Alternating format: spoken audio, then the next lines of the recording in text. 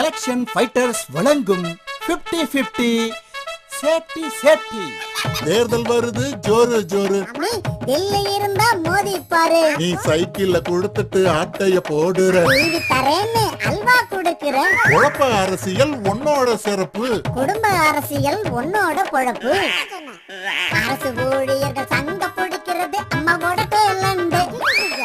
அரசு கஜானாவையே காலி பண்ணுறது ஐயாவோட டேலண்ட்.